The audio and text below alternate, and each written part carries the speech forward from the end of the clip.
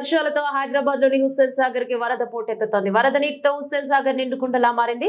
సాగర్ పూర్తి నీటి మట్టం 514 అడుగులు కాగా ప్రస్తుతం నీటి మట్టం 513.21 అడుగులు ఉంది. ఈ నేపథ్యంలో జీహెచ్ఎంసీ అధికారులు అప్రమత్తంగా వ్యవహరిస్తున్నారు. సాగర్ లోకి చేరుతున్న వరద నీటిని కిందకి వదిలేస్తున్నారు.